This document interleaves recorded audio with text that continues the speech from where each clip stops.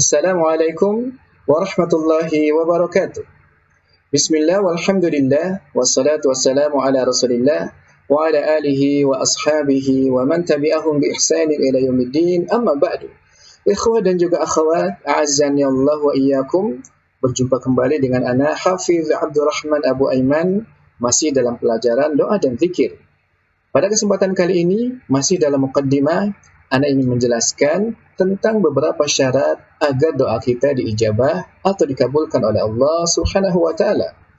Di antara syarat paling utama yang mesti kita penuhi agar doa kita diijabah oleh Allah Subhanahu wa taala adalah ikhlas.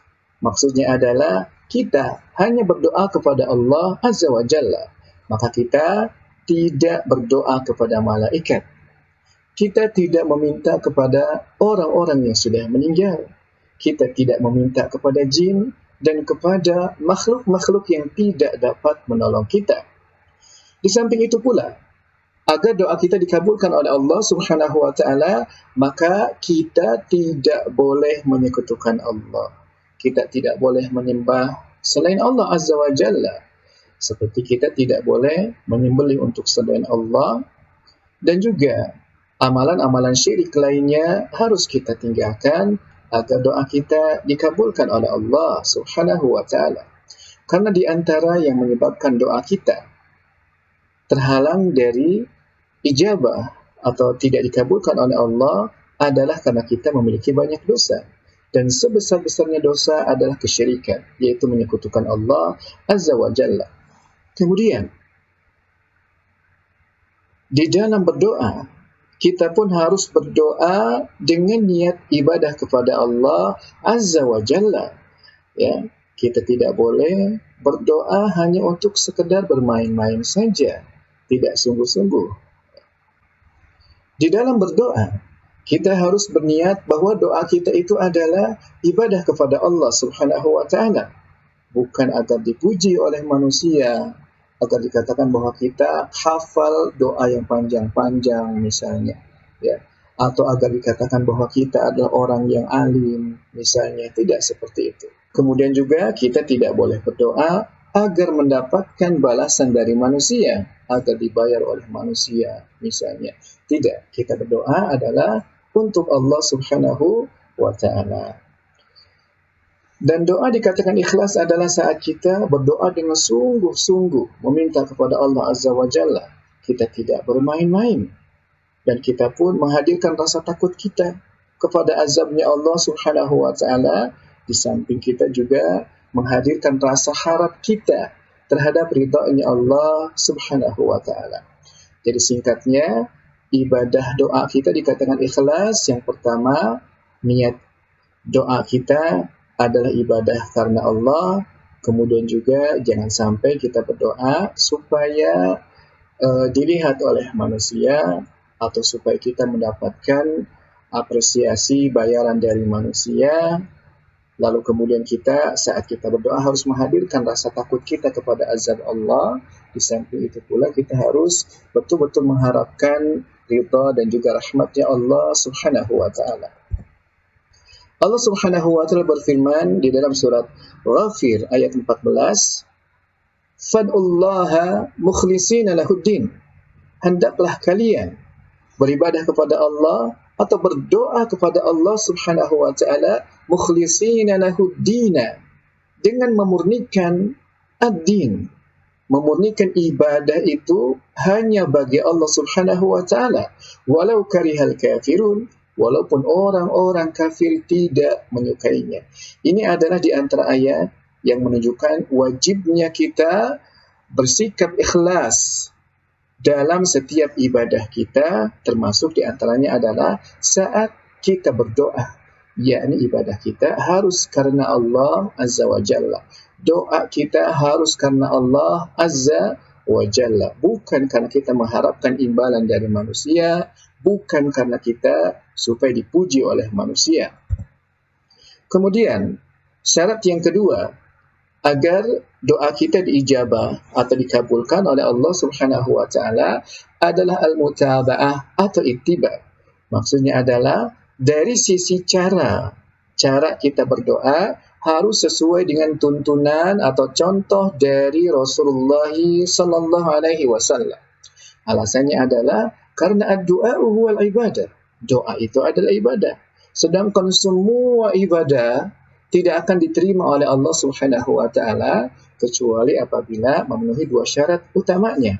Pertama adalah ikhlas, yakni tujuannya benar untuk Allah dan karena Allah. Dan yang kedua, caranya bagaimana, ya? Apakah sesuai dengan contoh dari Nabi ataukah tidak? Di dalam surat Al-Kahfi ayat 110 Allah berfirman, "Qul, wahai Muhammad, katakanlah, innama ana basyarum mithlukum." Sesungguhnya aku ini hanyalah manusia biasa seperti kalian. Yuha ilayya annama ilahukum ilahu wahid. Yang diwahyukan kepada aku bahwa sesungguhnya sembahan kalian adalah sembahan yang esa, sembahan yang satu.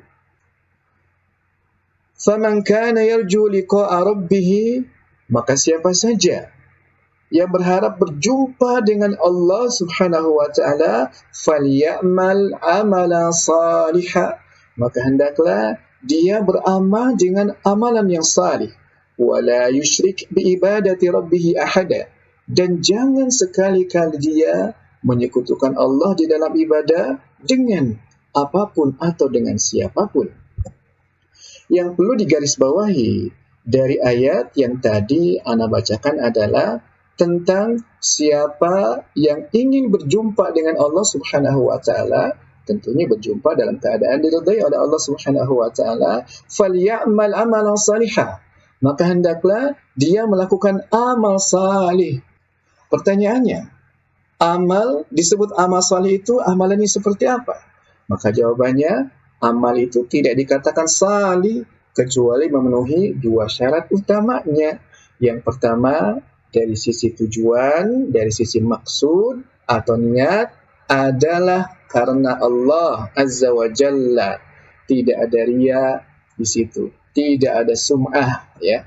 Kalau riya artinya ingin dilihat, kalau sum'ah itu ingin didengar oleh manusia.